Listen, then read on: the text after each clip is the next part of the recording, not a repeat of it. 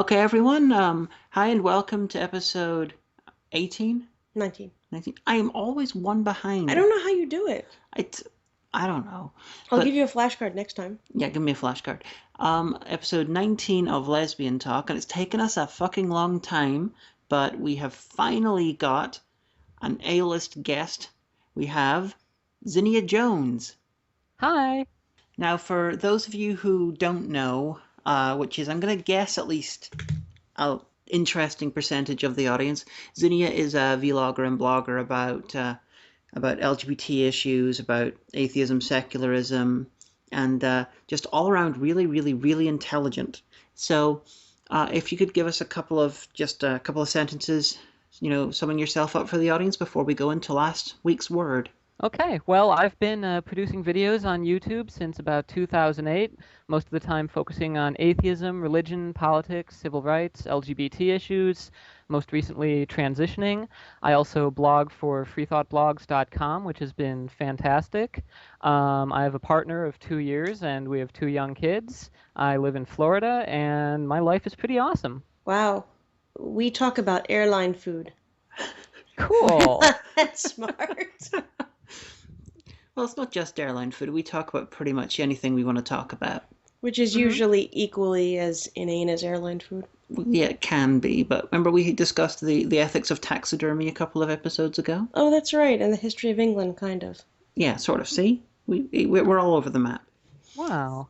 Well, last episode the word was break, which Which was your fault because you picked the page and the number. yeah. So we have to discuss the fact that our marriage nearly broke up because I was obsessed with a continuity error in last week's Doctor Who. No, I said okay. What you guys don't know was we talked about this episode last night, and she said, "Well, I could say how our marriage nearly broke up over the discussion of Doctor Who," and I said, "No, because I know what you're trying to do is you're trying to weasel it into the conversations. We can talk about it again. I know Wow. you, and I know what you're up to. So how about we discuss spring break instead, Okay. or other forms of break? Like I've never been to spring break, and I'm probably a better person for it. Spring break happens in Florida. Yeah, I've never been on any sort of spring break thing. I haven't been to college. Last time I was in high school, I was 14 years old, and it was like 2003, so that's like a lifetime ago. Spring break basically means our older son gets to be off school for a week or two, and that means we don't have to get up super early in the morning to send him off to school. So that's our spring break, it's getting to sleep in a little. That's pretty convenient. Yeah, it's definitely better than being stabbed with a plushy British It is. bear. Well, Sorry, I was looking at the plushie on the TV.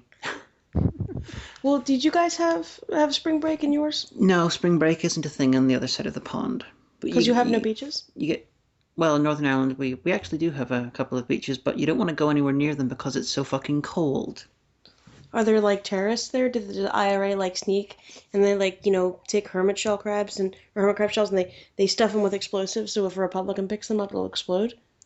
The IRA are Republicans. Or the other ones, the Unionists, the bad do they play Spy versus Spy on the North Island beach? Because tell me this happens. If it'll make you feel a bit happy, then yes, that happens. Yes, I should go there. Yeah, I'm Northern Irish. Wow.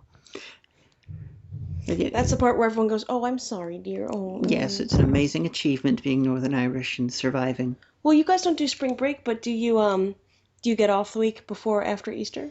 Yeah, you get like time off for different sort of things, but nothing is called spring break, and so it's you get time off school every so often. That's so have you no douchebags? Who goes to the beach? There's a lot of douchebags around. Yeah, but like the kids with like the popped collars and they'll be down ashore and they'll be all like tan and everything. We're like, "Hey baby, how you doing?" You cannot get a tan in Northern Ireland unless you go to a tanning booth. It's a bit like living in Michigan. Well, that's fun. One time when I was in Michigan, I got a sunburn, but that's because I never go out of the house. And just going to Michigan in like August or September one year, I got sunburned all over my face and it was cracking. And I thought it would just stay like that forever. It was so bad. But really, it's just because I'm a very pale person. See, that's why I don't go out in the sun either. Who needs atmosphere? I have the internet. Yeah. bad sunburn. The worst I had was in Israel, and my skin was peeling. That was fun. Ooh. Are you sure it Wow. wasn't like because you set foot into the Holy Lands? I You doubt it. burst aflame? I was perfectly fine when I was in the Vatican. You know, I was in the Vatican deliberately not being rude and, spreading shit all over the walls. I got home to discover the Pope had said naughty things about LGBT people. So, I regretted that. We're not ever going back to the Vatican, even for vacation, because I know what will happen. You'll say something, and we'll be like the only people that have ever been like tried and convicted in Vatican City. I'm sure other people have. Yeah, no, not pedophiles though, like regular people. Yeah, I think like if I ever went to the Vatican City, I'd probably get in trouble because they'd be in the middle of talking about some stuff, and I'd just be like, "Oh, bullshit," you know. You have to Yeah, say it in Italian though. yeah. I had this thing in the Vatican. Okay, I was over there in Italy filming a heavy metal band music video, and I had like 18 hours where I wasn't working. So the band took me into the Vatican, and a couple of the members of the band were devout Catholics, a couple weren't. So we were in there, and these guys, they don't speak much English, and I don't speak any Italian. So they were trying to explain to me that this, all about show me off things, and all. It was interesting. But then they had this one part, which was this caged off, separate room where they had like a communion wafer there all the time. And they explained to me that, the communion wafer is there so that you can Jesus is always in the Vatican and the people can go and, see him and, be happy that Jesus is there. And I really had a hard time explaining this to them, but I tried to explain, isn't that a zoo? Because they got... Wow, that's the dumbest thing I've ever heard. It would be great if there was a carnival barker like, see, the amazing Jesus, he rose from the dead in just 3 days. Move the rock all by himself, turns water into wine. You will put your hands inside the cut. Don't put your hands too deep inside the cut, ma'am. That'd be great. I want that. Email the Vatican immediately. No, this one, it was just, you can't actually be near him, and it's just a wafer, but it's like he's behind bars on display. Well, I don't understand for the bars because they could just... Their country is literally made up of priests. Any priest can consecrate something. Like, they have to do is just say the words. Maybe they replace it every day. It's possible. Because I mean, couldn't they just have as many Jesus wafers as they want? I mean, isn't God supposed to be like everywhere anyway? What's the difference? Well, they could. I mean, if someone stole it, they'd be like, "Ah, Joe, someone stole the host again. God damn it! I mean, sorry, God. Actually, all right, hold on. They could just bless another one and put it right there." Actually, there's cases of people who have had hosts blessed, and then they try to leave the church with them, and they've been assaulted for kidnapping Jesus. Well, yeah, you have to eat it right away. You're not supposed to do that. Yeah, and you can't have a souvenir. I'm not entirely sure, but I think the Vatican released a thing saying exactly how long the host is actually consecrated after it's swallowed, and I think it's been like 15 minutes after it's swallowed. Wow, well, so if you better want... not throw up or anything. Yeah. You puked up Jesus. I'm sorry to any Catholics listening, but this is deeply strange and weird. Ned Regulus is never going to talk to us again. Well, I thought that... See, I was tripped up by holy water because that part, Zinnia, you don't know, but in previous shows we've discussed how I got abducted by the Catholic youth group in high school. Oh, dear. Well, my reasoning on this was... nobody was my friend, but hey, the Catholics will be nice to me. They have to. Their God says they have to be nice. And that didn't go so well for me. But Yeah. we did this one thing. Actually, it was pretty cool. It was called Operation Growl. And what we did is we fasted for 24 hours, the Saturday before Palm Sunday. And we went out and some people went and worked at a soup kitchen in Philly. Other people went into Love Park, and we had these meals that we'd pre-made and we distributed to homeless people. So that part was actually pretty cool. Mm-hmm. But other stuff that we did was getting the church ready for Palm Sunday. And they gave out these little teeny bottles that I don't know where they got them from. But yeah, we had to fill it up, and they were holy water that would be dispensed the next day. And so Father Efren, who was the young, hip with it Filipino priest, was explaining all this to us. And he was like, okay, so just fill them up with water and then put them on the trays. And I was like, but that's just tap water. And he was like, well, yeah. And I'm like, but this is holy water.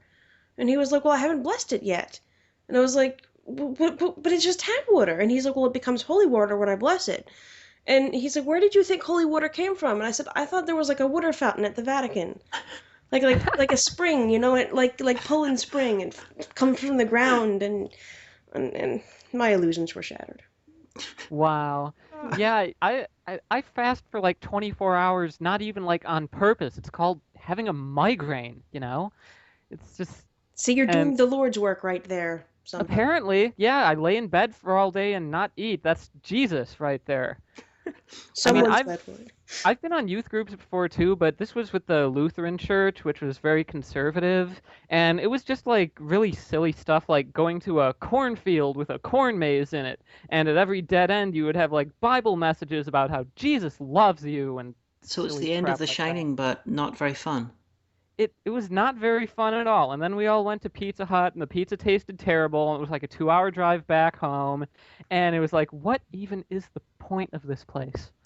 We did that too. Like although we went to Qzar laser tag a few times, which had nothing to do with God whatsoever, but it was free. And we went skiing once up in the Poconos, and I twisted my knee. I think the skiing had a point because I thought that those poles they gave you slowed you down, and that's not the case. So I think I was supposed to find God hurtling down the mountain, but I did swear a lot. Well, because I'm the only one here who's never been to a Christian youth group, I'm going to steer this conversation to the guest, and we're going to discuss videos and whatnot. Awesome. Okay, well, when you started out in YouTube, you were identifying as a gay guy, and then you started dressing like a woman. If I remember correctly, primarily to fuck with people, wasn't it? Yeah, basically. I mean, when I just started out, I was this regular boring guy talking about whatever, and I decided to spice things up a little, put on some interesting clothes. Maybe it would draw people's attention. And it did. It definitely drew people's attention. It got people talking. And so yeah, I just got into that, and over time it just sort of became more natural for me. And now I'm just a woman. Yeah, if anyone's here who listens to sorry, if there's anyone here who watches TV tropes, not watches, it's a website. God damn No, it. you do watch it. There's like a million tabs Yeah. open. I think TV tropes calls that becoming the mask, but that might not be the best term for it. I suppose you could describe it that way. I mean, I haven't read that trope myself. I have read a lot of tropes, though. But I guess it sort of is that way. I just sort of got into it enough that it just sort of became, what was most comfortable for me. And I just kind of went all the way on that, and now that's just me. Yeah, I have a rough confession to make. Whenever the stereotype in like a lot of irritating and often homophobic movies, you've got the character who everyone knows that they're gay, but then at the end they sort of realize it themselves. Hmm. Whenever you came out as trans, I had that moment. I was like, my reaction was something along the lines of, "You only figured this out now?" Yeah, you know what? Everyone knew I was trans before I did. And that's because they were, a lot more perceptive from the outside. Like even back in early 2011 or so, someone emailed me to be all like, "Doesn't that just make you trans?" And that kind of bothered me a little because I was like, "Wait a minute, what are they saying?" And I wasn't quite ready to confront that yet, but they obviously saw it ahead of time. Other people did. My partner Heather did. She had explained to me how yes, that makes you trans, and I was like, oh, okay. So other people are obviously ahead of the game on that because they had the outside view on that, and I just never really did much thinking about it until I really put my mind to it and figured things out. And yeah, people did figure that out. Yeah, everyone has that moment wherever they are missing something that's right in front of them for whatever reason. Oh yeah, I've been through something like that. Mom, I gotta tell you something. It's possible that I think that I might like girls. Oh honey, I've thought that for years now. No, that's not what you're supposed to say. Yes, for anyone who doesn't know, Omega is, how shall I put this? Short? Well, that's not what I was going to say. Omega is rather butch. Hmm. Rather butch. No, but not if there's a bug. Well, yes, then I've got to kill it. Yeah. Yeah, Heather is too. She's super butch, and I'm still the one who has to kill all the bugs.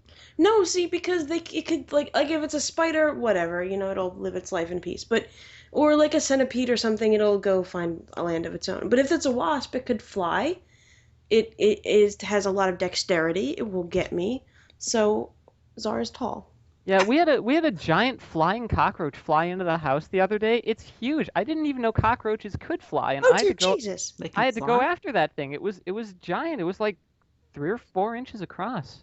Oh, I've heard of that. They're called palmetto bugs. Oh, They live in Florida. this is why you don't want to go to Florida. Though I've only been there one time, and it was you just never stop sweating. Is how Florida goes. Yeah, Florida is like that. Lots of bugs, lots of lizards, lots of armadillos, lots of hot weather, lots of conservatives, lots of assholes, lots of horrible bumper stickers that say things like "Vote for the Mormon" or "You'll get the Muslim" and other crap like that. Scorpions? I have not encountered any scorpions. Okay. Heather used to live in Arizona and California where there would sometimes be scorpions, and that just sounds terrifying. But she was like, no, you can tell the difference between the harmless ones and the deadly ones. And I was like, I think that's natural selection. If you can't tell them, then you're going to be dead, probably. something like that. I mean, I'm not taking any chances. If I saw a scorpion, someone would have to come kill that thing. Oh God! Imagine if they flew. It would be like the nightmare creature. It'd be like Oh, wow. it'd be like The Mist by Frank Darabont movie by Stephen King. Yeah, that movie. It'd be just like that. But after Getting off scorpions for a moment. yes, talking more about it. You originally you concentrated on it was mostly atheism and secularism with some LGBT issues. You sort of flipped around, so you primarily are LGBT right now. Was that deliberate, or did that just happen naturally? A lot of things just sort of happen on their own without me necessarily planning them. Like things I take an interest in, the whole transitioning thing, things sort of take on a life of their own. Like, yeah, I have phases where I'll be interested in certain things, and then, I've pretty much feel like I've covered all I have to cover with that, and I end up moving on to something else that interests me. And yeah, at first it was just atheism stuff, and that's a big field. After that, atheism started to seem like pretty basic. It's like, yeah, there's no God. Great, let's move on to more important things. They're more interesting than that. And then there's the, LGBT issues, civil rights stuff, politics, and so on. And that's cool, but then after a while, it's like there is some politician saying something incredibly stupid every single freaking hour, and at some point it just gets tiresome. And then after that, I got into, the whole transitioning thing, which, philosophically, just in terms of a subjective experience, is something that's incredibly fascinating and I think really important to cover in terms of just, discovering things, reaching out to other people. I think a whole lot of people have told me that they actually decided to transition because of, my videos and blogs and stuff like that. So that's really cool. And And that's so, really sort of riled up a couple of people in Free Republic I saw. yeah, they Oh, is they it the seem woman, the lawyer? Oh no, that's Kathy no, Brennan. No, that's no, that's someone very different. yeah. Although Yeah, but very similar in attitude.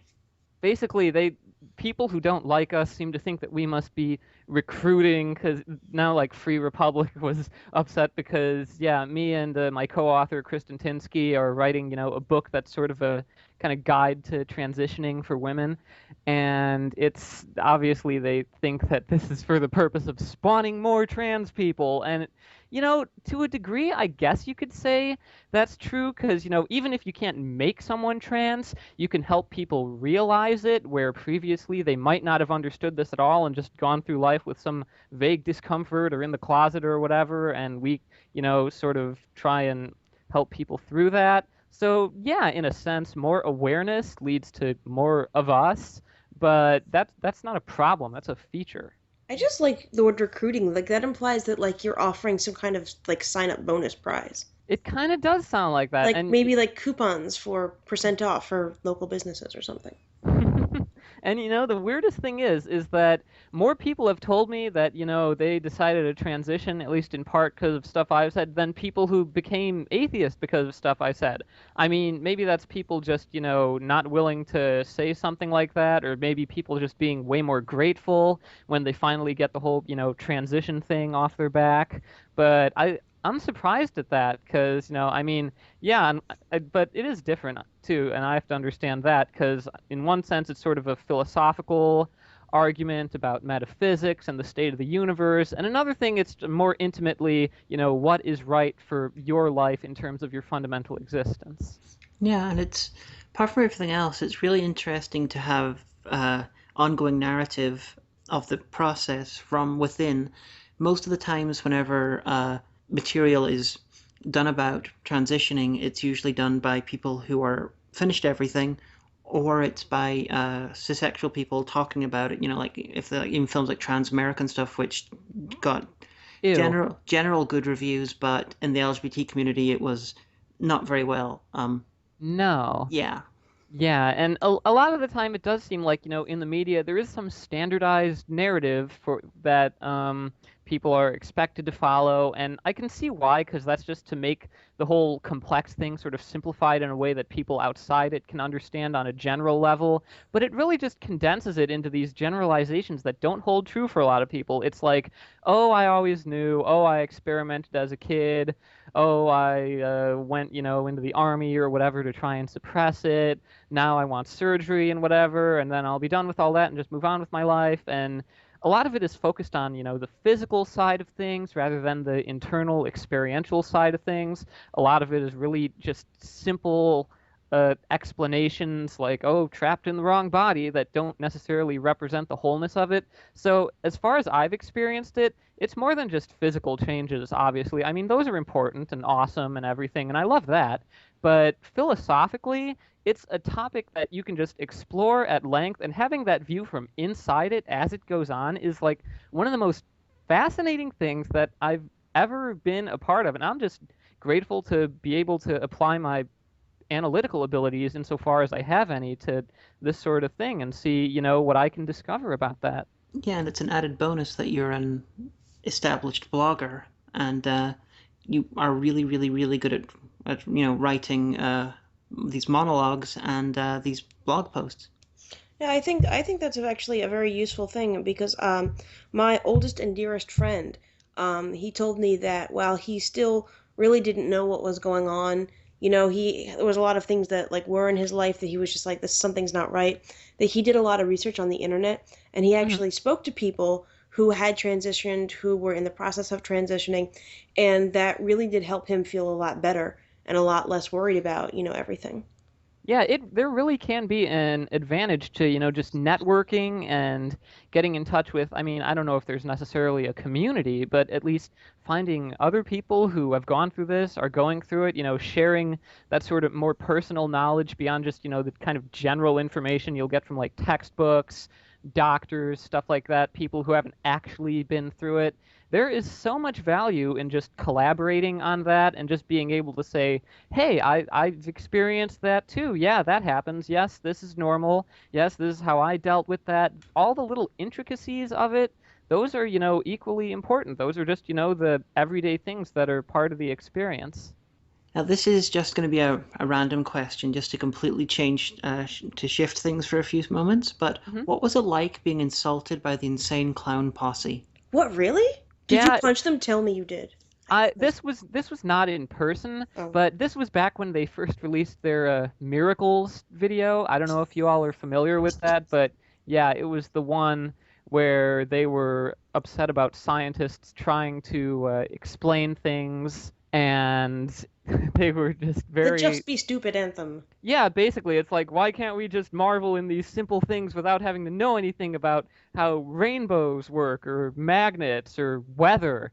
And I was just like, okay, yeah, this is in a tradition of exalting, literary ignorance, like when people were all like, "Oh, you're unweaving the rainbow by knowing how it works, and there aren't gnomes in the mine anymore." And it was just from some classic poem. It's just to say that, yeah, this sort of theme has predecessors here, and anyway, for some reason, that was one of my most popular videos ever. It may be my most popular video at this point. I think it had over 300,000 views, which is a lot for me, relatively speaking.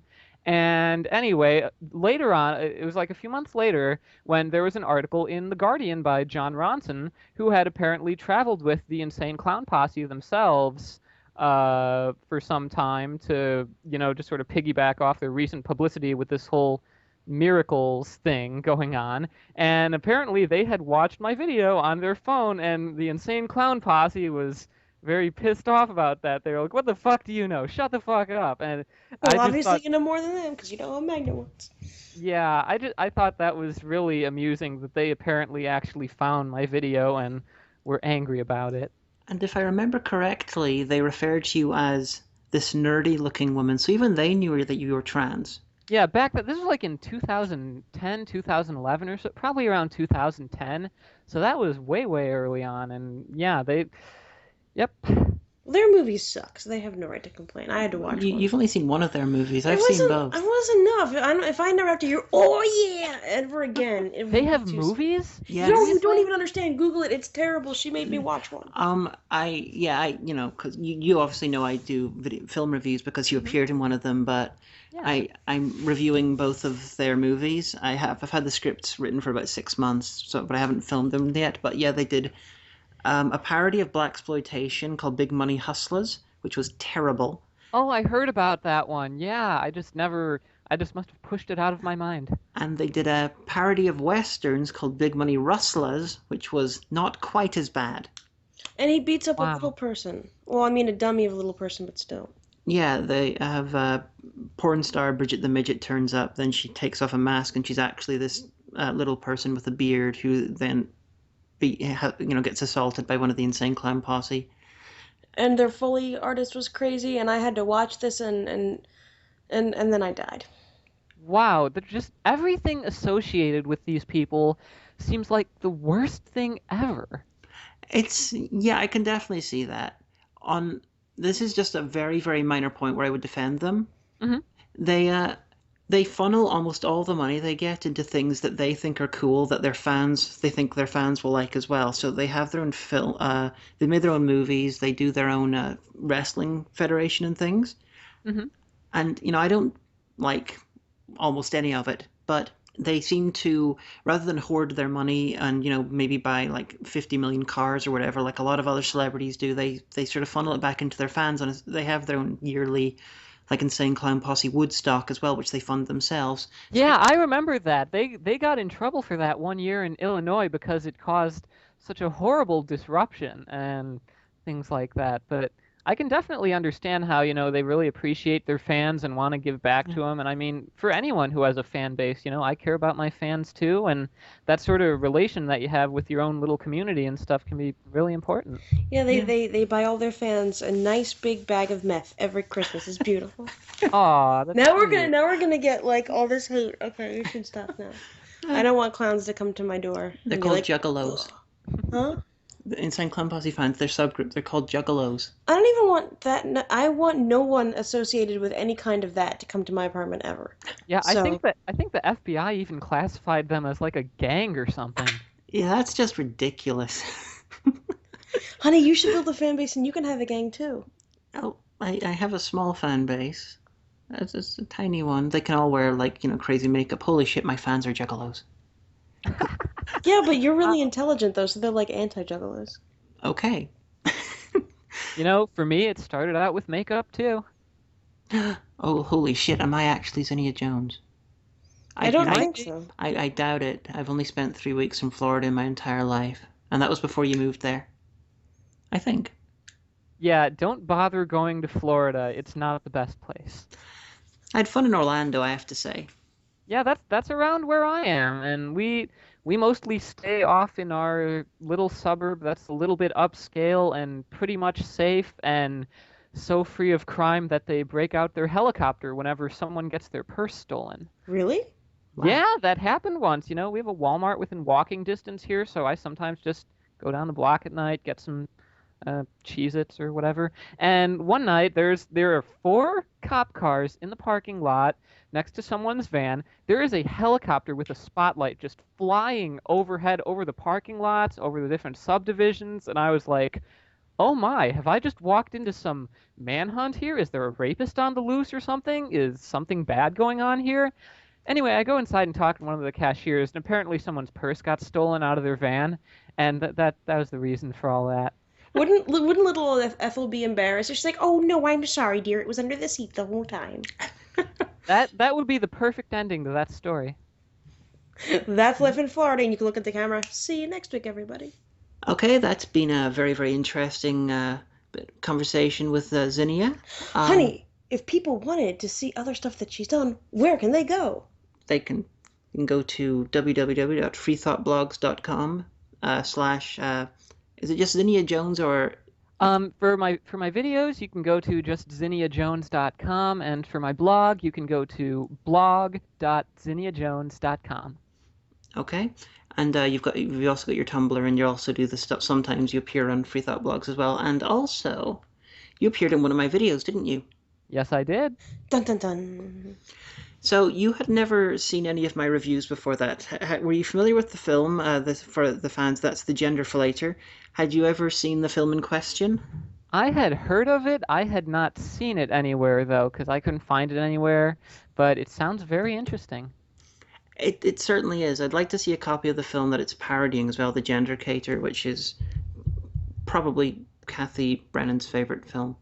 Yeah, It's for porn. trans-exclusive radfem conspiracy theories. Yeah, she. Who thinks that feminists have all this free time to be like plotting and stuff? Like, I mean, like I'm not a feminist, but I work and then I have to do the dishes and then watch Honey, Netflix. you are a feminist. Do you believe in equality? Yeah. You're a feminist. I know, but I just don't like say anything about it. But who has time for a conspiracy? Obviously, Kathy Brennan does. Whatever. I guess. Okay, we'll end it there, and when we come back, everyone, we shall be unfortunately sans Zinnia, but we will have Giovanni the Lobster. Because everybody loves the lobster. Thank you for having me, everyone. It was fantastic. Well, that was a fascinating interview, wasn't it? It was very fascinating. I am fascinated. Fascinating. This totally wasn't recorded about a week later, by the way. No, that's not. You're imagining it all. Yes. So, do we have any trivia? Yeah, we sure do have trivia today. In fact, since it's a bit early in the day, I thought it would be good to have some breakfast trivia, like the Danish. Everyone loves Danishes, cheese Danish, jelly Danish. But did you know that Danish was actually invented in Denmark by a Viennese baker? It's true. That's why half the world calls it Vienna bread and not a Danish, like we do here in the good old US of A. And in Iran, they used to call them for a very brief period, Roses of the Prophet Muhammad, because people were annoyed about the Danish cartoons thing. It's a bit like America with Liberty Cabbage or Freedom Fries. Thankfully, just as short-lived, I hope. Yeah, so enjoy that with your morning coffee, a cheese rose of the Eye of Muhammad. So I'll see y'all guys later next week. That is the single best sound effect in the show. I think he's annoyed, as we woke him up too early on a Sunday morning. This episode is a bit randomly timed. We did the first half with Zinnia on Wednesday. Now this is Sunday. We're doing the rest of it. We were not able to watch Doctor Who yesterday, so we had to watch it this morning. And da. But we have seen the new episode of Doctor Who, Journey to the Center of the TARDIS, and this is going to have about 17% less whining than usual from me. I'm shocked. Shocked. Yeah, the ending was a big fancy reset button, but it didn't bother me as much as often reset buttons do. I thought it was a good episode. I thought it was even better than last week. Last week was the best episode since the week before. It's like we've had 3 episodes in a row where they've been decent and getting better. Yeah, it's like ever since the beginning of the season, it's like incrementally each episode is getting really, really good. Although, let's argue Acton was not as good as Bells of St. Pointless title. But, I thought it was. I thought it was better because Bells of St. Stephen? John. St. John. Because Bells of St. John had such a promising title and such a puny payoff, and it was really obnoxious, and Clara's annoying, but Rings of Akhenaten was really good, and compared to that, and it's just like, you've always said compared to last week's episode, this one's even better. That's called exponential growth.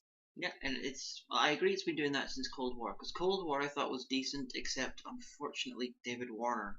His character shouldn't have been there. His character should have been there, but David Warner definitely should be around. Then Hyde was better than Cold War, except for the things I talked about last time. Madam Willis! Oh my god. And this one is even better still. I have to say, being a fan of old school Who, and there's all the myths. There's little references in old Who and in the books and all about exactly how big the TARDIS is. It was nice to see some of those things. The library. We actually see the TARDIS swimming pool looking like a TARDIS swimming pool instead of just a swimming pool in a leisure centre. Perry used to use the pool. It says so in the books. Yep, and in Matt Smith's first episode, he came out of the TARDIS completely drenched because the TARDIS crashed and he landed in the pool. We didn't get to see the the butterfly room, but we did get to see some sections of it which looked like they were outside, but actually weren't, which were all parts of the TARDIS in the books. The butterfly room might have been a bit pricey because you either would have had to pay someone to render it in CGI, which even though it's it's comparatively cheap, it's still pretty pricey, or you would have had to purchase a whole bunch of butterflies to fill the room with, and it's just coming off winter. So what? Actually, no, this is probably filmed during winter, wasn't it? Probably. So yeah, they'd have to import all of those butterflies from somewhere on the continent. Or they could have gone to there's a couple of Lou's Butterfly Emporium. No, there's a couple of areas which are just rooms which are dedicated to butterflies at zoos and stuff. There's a Yeah, but what zoo.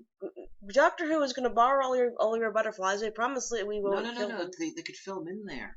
Oh. As in, there's a part of the TARDIS where it's just, the corridor gets turned into like this sort of jungle thing, and you've got a bunch of just butterflies everywhere. I guess, but there was probably a reason they didn't do that, in as much as it would have been an extra expense for a gratuitous shot. Although, I'm learning more about film. I'm thinking. To be fair, a lot of the shots in it would fall under gratuitous in the same context, because a lot of it was just expensive random shit, which I am for. I have wanted to see inside the TARDIS adventure. We teased that with the Doctor's wife, but I wanted to see a full-on one for a long time, and it was good. The place is supposed to be random. This is the closest thing we've seen to Doctor Who meets Cube 2 Hypercube, except for a little bit in the Doctor's wife, and thank you. It worked very well. I would like another. Yeah, I liked the fact that they showed that there are future humans with spacesuits and everything like that.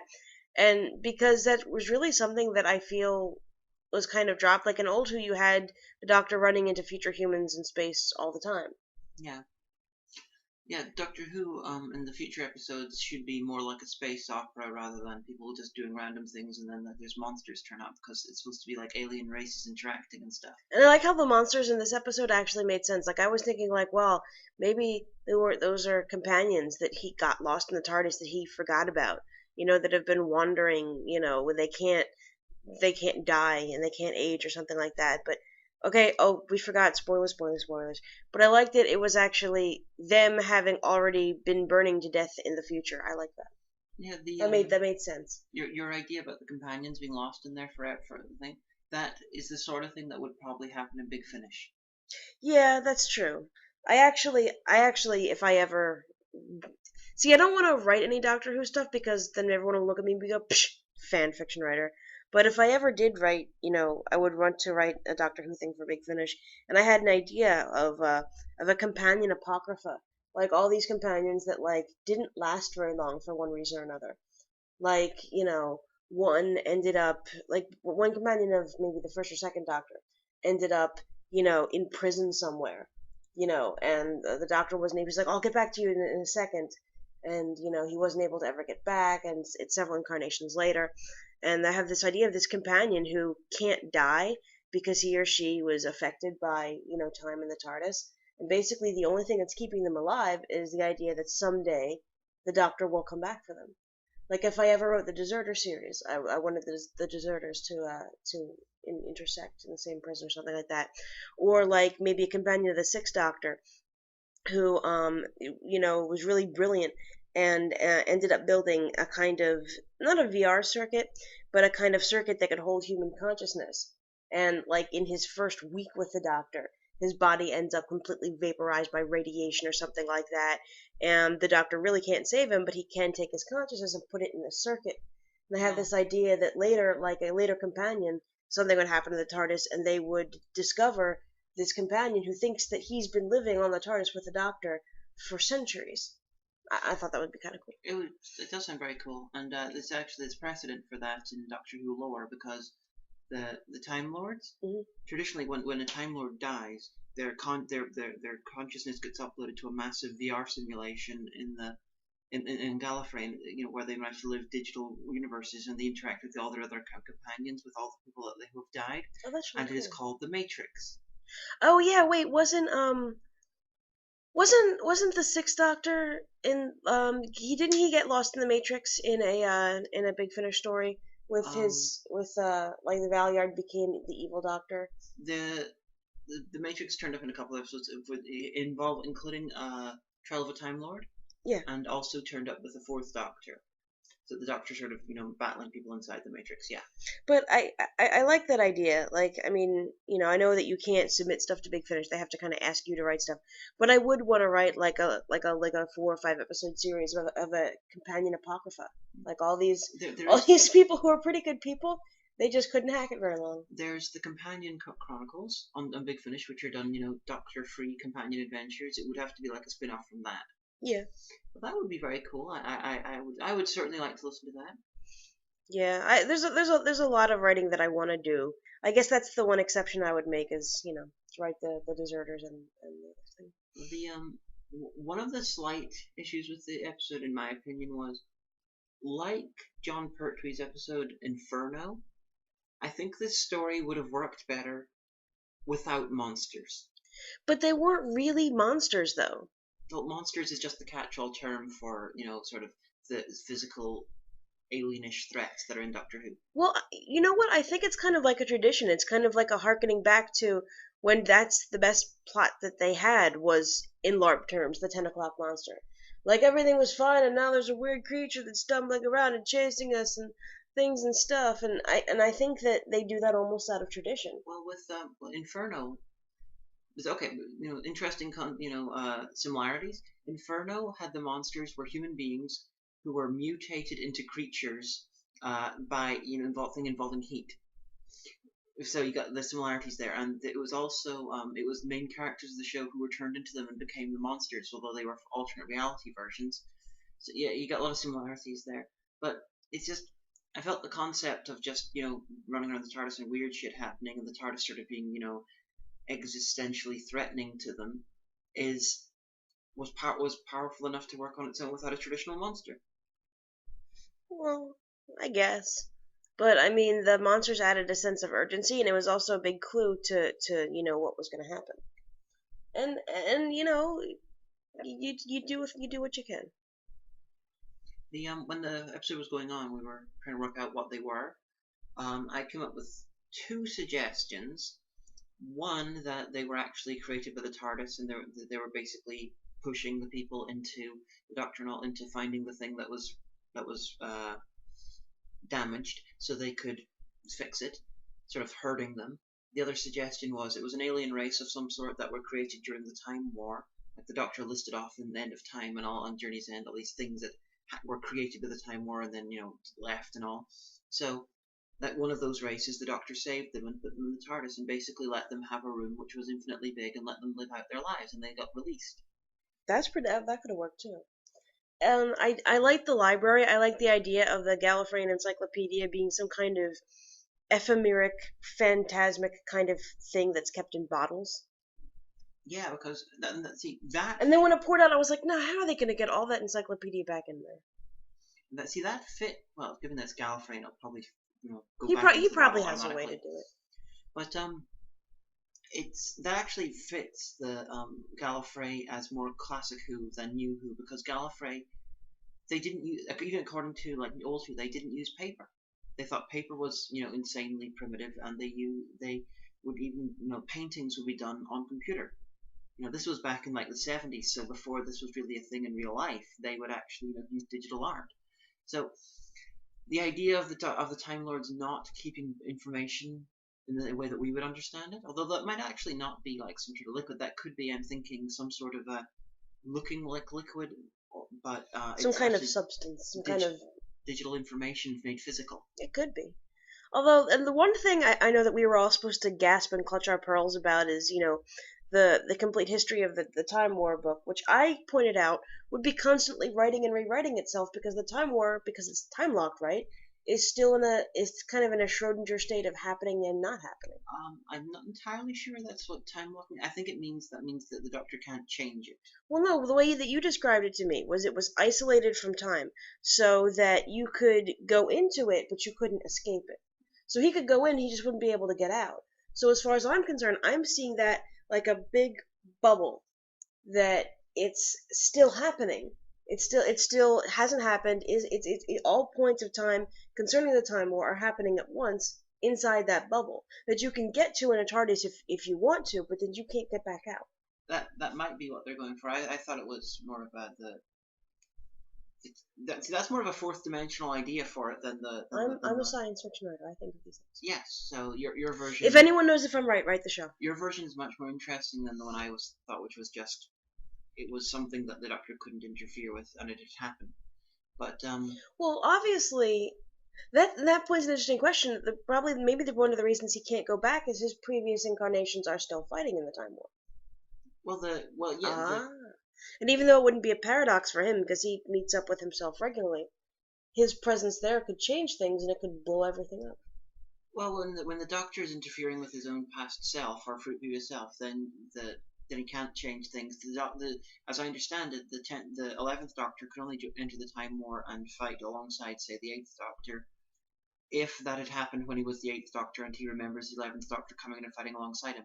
That's a good point. So it would have to make sense that way. He couldn't change it. Although they did, Doctor Who plays remarkably fast and loose with its own rules on time travel. Yeah, that's true. It's like, no, because it will cause a paradox. And then several seasons later, no, paradoxes resolve themselves. It's all good. Yeah, it might destroy a part of the universe the size of Belgium. But here's the thing, though. So I don't know who wrote the complete history of the Time War. I'm betting it's a book from the future, or he wrote it himself. Yeah, I'm just wondering. The only person who could write it would be the Doctor. Because only he knows his name. Or there's someone else who does. And I didn't like that. She's like, but you do have a name. I saw it. And it was, she was like, hush. I was like, don't. It's a fucking name. I just don't want to know it. Do it. Yeah, I'm really hoping that they don't reveal his name. They're going to. You know why? Why? Stephen Moffat sees Doctor Who as a fairy tale. As a science fiction fairy tale, Rumpelstiltskin. Well, then you have power over someone by knowing their name.